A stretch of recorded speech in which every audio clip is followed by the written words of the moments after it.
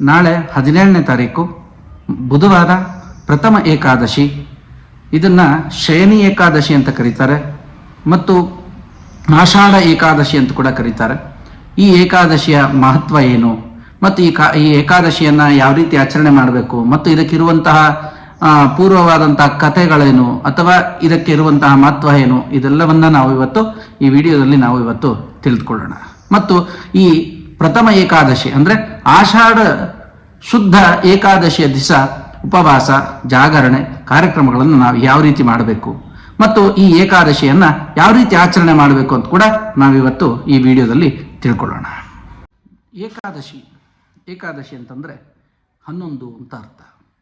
ಯಾವಾಗಲೂ ಏಕಾದಶಿ ಅಂತ ಹೇಳಿದ್ರೆ ಒಂದು ತಿಂಗಳಲ್ಲಿ 2 ಏಕಾದಶಿಗಳು ಬರುತ್ತೆ. ಕೃಷ್ಣ ಪಕ್ಷ ಏಕಾದಶಿ ಮತ್ತು ಶುಕ್ಲ ಪಕ್ಷ ಏಕಾದಶಿ ಅಂತೇಳಿ 2 ಏಕಾದಶಿ.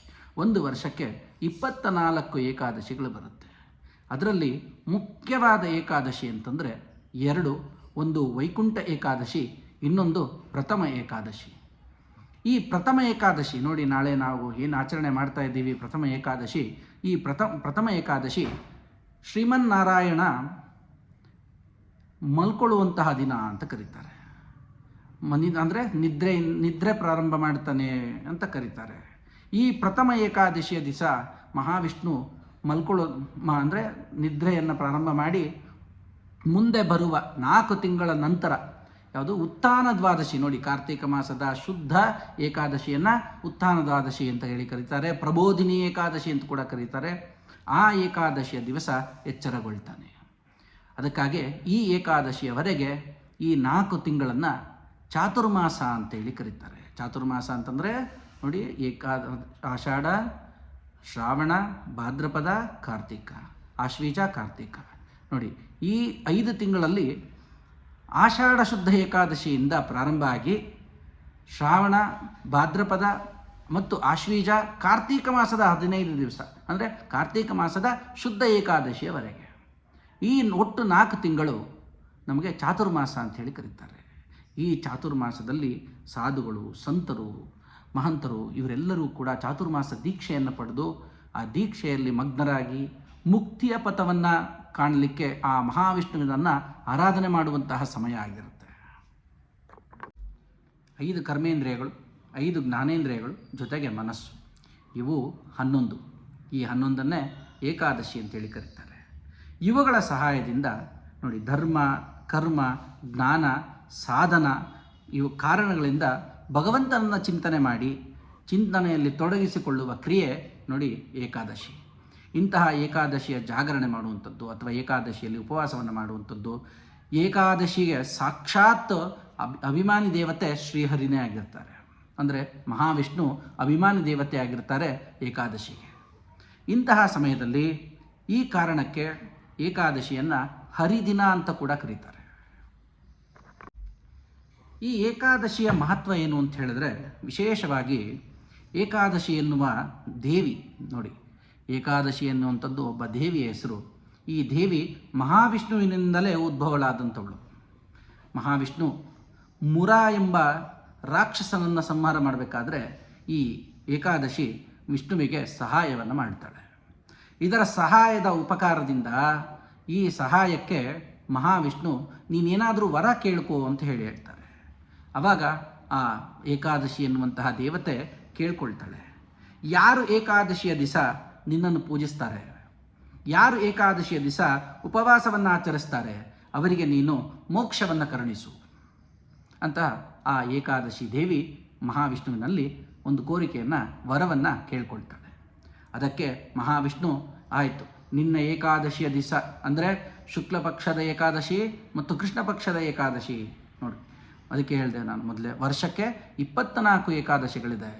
ಈ ಏಕಾದಶಿಯಲ್ಲಿ ಪರಮ ಪುಣ್ಯವಾದಂಥ ಪರಮ ಪವಿತ್ರವಾದಂಥ 2 ಏಕಾದಶಿಗಳು, ವೈಕುಂಠ ಏಕಾದಶಿ ಮತ್ತು ಮುಕ್ಕೋಟಿ ಏಕಾದಶಿ ಅಂತಲೂ ಕರೀತಾರೆ. ಇದನ್ನು ಪ್ರಥಮ ಏಕಾದಶಿ, ಆಷಾಢ ಶುದ್ಧ ಏಕಾದಶಿ ಅಂತ ಕೂಡ ಕರೀತಾರೆ. ಈ ಶಯನಿ ಏಕಾದಶಿ ಅಂತ ಕೂಡ ಕರೀತಾರೆ.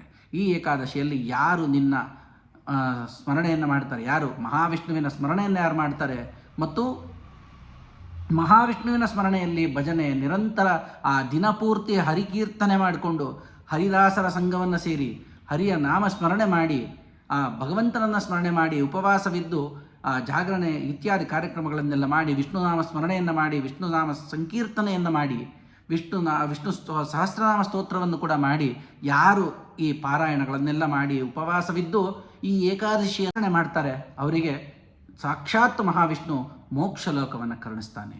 ಆ ಮಹಾವಿಷ್ಣುವೇ ಹೇಳಿದ್ದಾರೆ, ಯಾರು ಏಕಾದಶಿಯ ದಿವಸ ಉಪವಾಸವಿದ್ದು ಯಾರು ಏಕಾದಶಿಯ ದಿವಸ ವಿಷ್ಣುವನ್ನು ಸ್ಮರಣೆ ಮಾಡ್ತಾರೆ, ನನ್ನನ್ನು ಸ್ಮರಣೆ ಮಾಡ್ತಾರೆ, ಅವರಿಗೆ ಸಾಕ್ಷಾತ್ ಮೋಕ್ಷ ಲೋಕವನ್ನು ವೈಕುಂಠವನ್ನು ಪ್ರಸಾದಿಸ್ತೇನೆ ಅಂತ ಹೇಳಿ ಆ ಏಕಾದಶಿ ದೇವಿಗೆ ವರವನ್ನು ಕೊಡ್ತಾನೆ.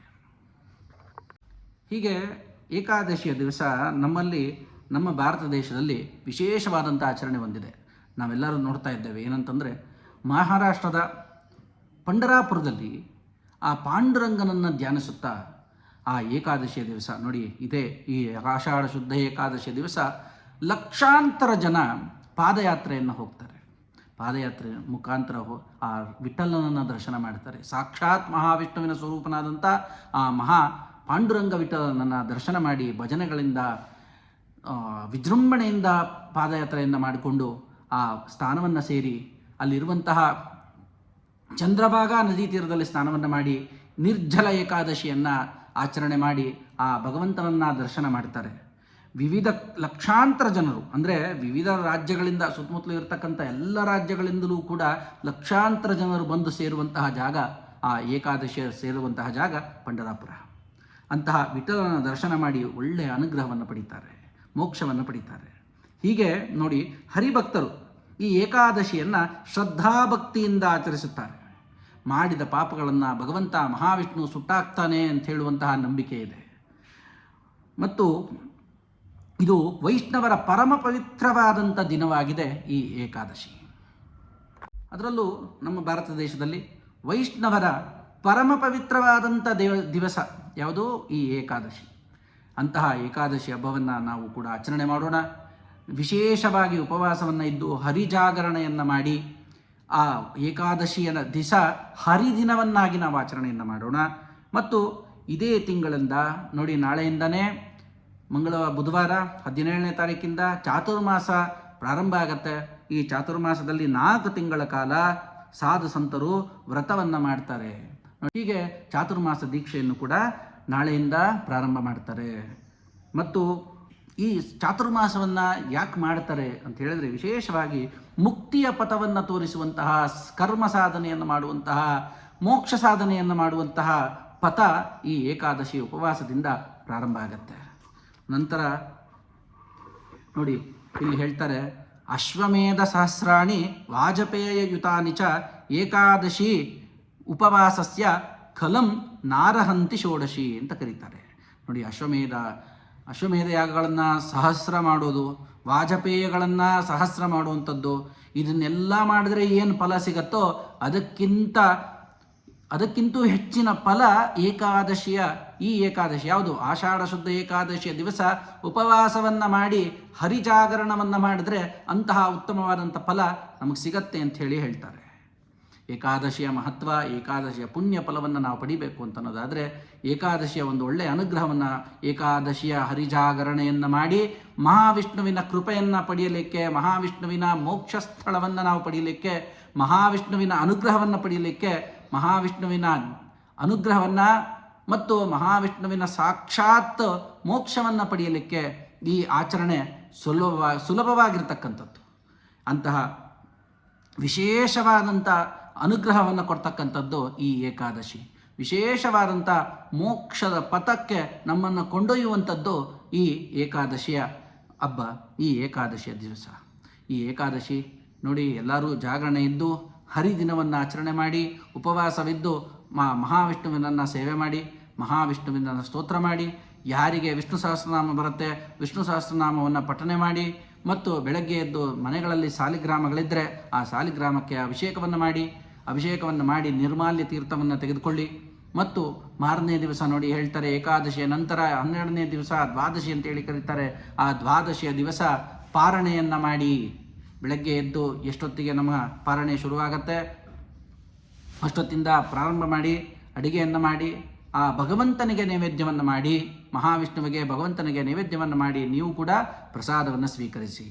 ಹೀಗೆ ಮಹಾವಿಷ್ಣುವಿನ ಅನುಗ್ರಹ ಪಡಿಬೇಕು ಅಂತ ಹೇಳಾದರೆ, ನಾವು ಮಾಡಿರುವಂತಹ ಕರ್ಮಗಳನ್ನು ಕಳ್ಕೊಳ್ಬೇಕು ಅನ್ನೋದಾದರೆ, ನಾವು ಮಾಡಿರುವಂತಹ ಏನೇನು ಪಾಪಕರ್ಮಗಳು ನಮ್ಮ ಪೂರ್ವಾರ್ಜಿತ ಕರ್ಮಫಲಗಳನ್ನು ಕಳ್ಕೊಳ್ಬೇಕು ಅನ್ನೋದಾದರೆ, ಈ ನಾಳೆ ಬರ್ತಾ ಇರ್ತಕ್ಕಂಥ ನಾಳೆ ಬುಧವಾರ 17ನೇ ತಾರೀಕು ಇರುವಂತಹ ಯಾವುದು ಆಷಾಢ ಶುದ್ಧ ಏಕಾದಶಿಯ ದಿವಸ ಶಯನಿ ಏಕಾದಶಿ, ನಿರ್ಜಲ ಏಕಾದಶಿ ಅಂತ ಕರೀತಾರೆ, ಮಹಾವಿಷ್ಣು ಏಕಾದಶಿ ಅಂತ ಕೂಡ ಕರೀತಾರೆ. ಇಂತಹ ಏಕಾದಶಿಯ ದಿವಸ ಎಲ್ಲರೂ ಕೂಡ ಉಪವಾಸವಿದ್ದು ಭಗವಂತನ ನಾಮಸ್ಮರಣೆ ಮಾಡಿ ಅಂತ ಹೇಳಿ ಈ ವಿಡಿಯೋನ ನಾವಿಲ್ಲಿಗೆ ಮುಗಿಸೋಣ.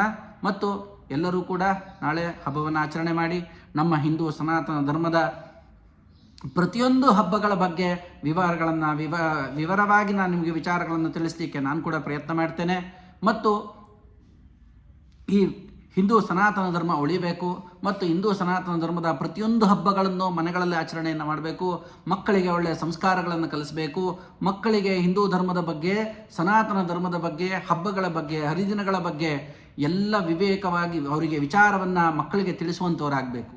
ತಂದೆ ತಾಯಿ ಇವತ್ತು ನಿಮ್ಮ ಮಕ್ಕಳಿಗೆ ಹಬ್ಬಗಳನ್ನು ಹೇಳ್ಕೊಡಿ, ಹರಿದಿನಗಳನ್ನು ಹೇಳ್ಕೊಡಿ, ದೈವ ಭಕ್ತಿಯನ್ನು ಹೇಳ್ಕೊಡಿ, ಸಂಸ್ಕಾರಗಳನ್ನು ಕಲಿಸಿ, ಬೆಳಗ್ಗೆ ಎದ್ದಾಗಿಂದ ಸಾಯಂಕಾಲ ಮಲ್ಕೊಳ್ಳೋವರೆಗೂ ಭಗವಂತನ ನಾಮಸ್ಮರಣೆಯನ್ನು ಕಲಿಸಿ, ಮಾಡುವಂತಹ ಕೆಲಸದಲ್ಲಿ ದೇವರನ್ನು ಕಾಣುವಂತ ಹೇಳಿ, ಮಕ್ಕಳನ್ನು ದೇವರ ಅನುಗ್ರಹ ನಿಮ್ಮ ಮೇಲಿರುತ್ತೆ ಅಂತ ಹೇಳಿ ಕಳಿಸಿ, ಮಕ್ಕಳನ್ನು ಆಚೆ ಕಡೆ ಕಳಿಸ್ಬೇಕಾದ್ರೆ ಅವರಿಗೆ ಆಶೀರ್ವಾದವನ್ನು ಮಾಡಿ ಕಳಿಸಿ, ಮತ್ತು ತಂದೆ ತಾಯಿಗೆ ನಮಸ್ಕಾರವನ್ನು ಮಾಡೋದನ್ನು ಹೇಳ್ಕೊಡಿ. ದೈವ ಗುರು ಹಿರಿಯರಿಗೆ ಭಕ್ತಿಯಿಂದ ಕೃತಜ್ಞತೆಯಿಂದ ಬಾಳುವಂತಹ ದಾರಿಯನ್ನು ಹೇಳ್ಕೊಡಿ. ಈ ರೀತಿಯಾಗಿ ತಂದೆ ತಾಯಿ ಕೂಡ ಆ ಮಕ್ಕಳಲ್ಲಿ ಒಳ್ಳೆಯ ಸದ್ಭಾವನೆಯನ್ನು ಬೆಳೆಸಿ ಎಲ್ಲರಲ್ಲೂ ವಿನಮ್ರತೆಯಿಂದ ನಡೆದುಕೊಳ್ಳುವಂತಹ ಹಾದಿಯನ್ನು ಹೇಳ್ಕೊಡಿ. ಮತ್ತು ಮಕ್ಕಳಲ್ಲಿ ಒಳ್ಳೆಯ ಭಾವನೆಯನ್ನು ಬೆಳೆಸಿ, ಮಕ್ಕಳಲ್ಲಿ ಯಾವುದೇ ವಿಧವಾದಂತಹ ದ್ವೇಷ ಭಾವನೆಯನ್ನು ತುಂಬಬೇಡಿ. ಮಕ್ಕಳಲ್ಲಿ ಕೆಲವು ಮಕ್ಕಳನ್ನು ಪ್ರಚೋದನೆ ಮಾಡಿ ಕುಲ್ಲಿಗೆ, ಮತ್ತು ಇವತ್ತೆಷ್ಟೋ ಜನ ಮಕ್ಕಳು ನೋಡ್ತಾ ಇದ್ದೇವೆ, ಕುಲ್ಲು ಅವರಿಗೇನೋ ತಂದಿದ್ದಾರೆ ಅಂತಂದರೆ ಅದನ್ನು ನಾವು ತರಬೇಕು, ಈ ರೀತಿಯಾದಂಥ ಭಾವನೆಯನ್ನು ಮಕ್ಕಳಲ್ಲಿ ಬೆಳೆಸಬೇಡಿ. ಮಕ್ಕಳನ್ನು ತುಂಬ ಸೂಕ್ಷ್ಮವಾಗಿ ನೀವು ಅವರನ್ನು ಗಮನಿಸ್ತಾ ಇರಿ. ನಮ್ಮ ಮಕ್ಕಳು ಏನು ಮಾಡ್ತಾ ಇದ್ದಾರೆ, ನಮ್ಮ ಮಕ್ಕಳು ಯಾವ ರೀತಿ ಇದ್ದಾರೆ, ನಮ್ಮ ಮಕ್ಕಳು ಹೊರಗಡೆ ಪ್ರಪಂಚದಲ್ಲಿ ಯಾವ ರೀತಿ ಬೆಳೀತಾ ಇದ್ದಾರೆ, ಎಲ್ಲ ಕೂಡ ಒಂದು ಕಣ್ಣಿಟ್ಕೊಂಡು ಮಕ್ಕಳನ್ನು ಸಾಕಿ. ಮಕ್ಕಳ ಮೇಲೆ ಅತಿಯಾದಂಥ ಆತ್ಮವಿಶ್ವಾಸ ಇಟ್ಕೊಳ್ಬೇಡಿ, ಅತಿಯಾದಂಥ ನಂಬಿಕೆ ಇಟ್ಕೊಳ್ಬೇಡಿ. ಮಕ್ಕಳ ಮೇಲೆ ಅವರು ಮಾಡಿದ್ದೆಲ್ಲ ಸರಿ ಅಂಥೇಳಿ ಯಾವತ್ತೂ ನೀವು ಅವರನ್ನು ಹಿಂದೆ ಹಾಕ್ಕೊಂಡು ಹೋಗಬೇಡಿ. ಏನಾದರೂ ತಪ್ಪು ಮಾಡಿದ್ರೆ ನಿಮ್ಮ ಕೈಯಲ್ಲಾದರೆ ನೀವು ಬುದ್ಧಿ ಹೇಳಿ, ಇಲ್ಲ ಯಾರ ಕೈಯಲ್ಲಾದರೂ ಕರೆಸಿ ಅವರಿಗೆ ಒಳ್ಳೆಯ ಮಾರ್ಗದರ್ಶನವನ್ನು ನೀಡಿ. ಇದನ್ನೆಲ್ಲ ಯಾಕೆ ಹೇಳ್ತಾ ಇದ್ದೀನಿ ಅಂತಂದರೆ, ನಮ್ಮ ಮಕ್ಕಳನ್ನು ಬೆಳೆಸುವಂತಹ ಜವಾಬ್ದಾರಿ ನಮ್ಮದು. ನಮ್ಮ ಹಿಂದೂ ಸನಾತನ ಧರ್ಮದಲ್ಲಿ ನಮ್ಮ ಮಕ್ಕಳಿಗೆ ಒಳ್ಳೆಯ ಸಂಸ್ಕಾರವನ್ನು ಕೊಡಬೇಕು. ಒಳ್ಳೆಯ ಶಾಲೆಗೆ ಹಾಕಿ, ಶಾಲೆಯಲ್ಲಿ ಸಂಸ್ಕಾರ ಕಲಿಸಲಿಲ್ಲ ಅಂತಂದರೆ ಒಳ್ಳೆಯ ಪಾಠಶಾಲೆಗೆ ಹಾಕಿ, ಮತ್ತು ಒಳ್ಳೆಯ ಗುರುಗಳ ಕೈಯಲ್ಲಿ ಆ ಮಕ್ಕಳಿಗೆ 1-2 ಅವರ್ ಆಗಲಿ, ವಾರಕ್ಕೆ 1-2 ದಿವಸ ಸಂಸ್ಕಾರ ಹೇಳಿಕೊಡುವಂತಹ ಜಾಗಗಳಿಗೆ ನೀವು ಅವರನ್ನು ಕಳಿಸಿ, ದೇವಾಲಯಕ್ಕೆ ಕಳಿಸಿ, ಪ್ರತಿ ವಾರದಲ್ಲಿ 2 ದಿನ ಆದರೂ ದೇವಾಲಯಕ್ಕೆ ಹೋಗಿ ನಮಸ್ಕಾರ ಮಾಡುವಂತಹ ಪದ್ಧತಿಯನ್ನು ಕಲಿಸಿ, ಪ್ರದಕ್ಷಿಣೆ ಮಾಡುವಂಥದ್ದನ್ನು ಕಲಿಸಿ. ಈ ಸಂಸ್ಕಾರಗಳನ್ನೆಲ್ಲ ಪ್ರತಿನಿತ್ಯ ನೀವು ಆ ಮಕ್ಕಳಿಗೆ ದೈವ ಸಂಸ್ಕಾರವನ್ನು ಕಲಿಸಿ, ನಿಮ್ಮ ಮಕ್ಕಳು, ನಿಮ್ಮ ಪರಂಪರೆ ಸನಾತನ ಧರ್ಮದ ಕಡೆಗೆ ಬರುತ್ತೆ. ಇದೆಲ್ಲ ಹೇಳ್ತಾ ಇವತ್ತು ನಾಳೆ ಏನು ಬರ್ತಾ ಇದೆ, ನಾಳೆ ಏಕಾದಶಿ ಹಬ್ಬವನ್ನು ಆಚರಣೆ ಮಾಡಿ ಅಂತ ಹೇಳಿ ನಾನು ನನ್ನ ಈ ವಿಡಿಯೋವನ್ನು ಮುಗಿಸ್ತಾ ಇದ್ದೀನಿ. ಎಲ್ಲರಿಗೂ ಒಳ್ಳೆಯದಾಗಲಿ, ಎಲ್ಲರಿಗೂ ಶುಭವಾಗಲಿ. ನಾನು ನಿಮ್ಮ ಈ ವಿಡಿಯೋವನ್ನು ಪೂರ್ತಿಯಾಗಿ ನೋಡಿ, ಎಲ್ಲರೂ ಕೂಡ ಈ ವಿಡಿಯೋವನ್ನು ಪೂರ್ತಿಯಾಗಿ ನೋಡಿ, ಇಲ್ಲಿ ಇರುವಂತಹ ಒಳ್ಳೆಯ ಮಾಹಿತಿಯನ್ನು ನೀವು ತಿಳ್ಕೊಂಡು ಇನ್ನೊಬ್ಬರಿಗೂ ಕೂಡ ಈ ಮಾಹಿತಿಯನ್ನು ಹೇಳಿ. ಮತ್ತು ಈ ವಿಡಿಯೋನ ಇಲ್ಲಿಗೆ ಮುಗಿಸೋಣ. ಶುಭವಾಗಲಿ, ಎಲ್ಲರಿಗೂ ಒಳ್ಳೆಯದಾಗಲಿ. ಜೈ ಶ್ರೀರಾಮ್.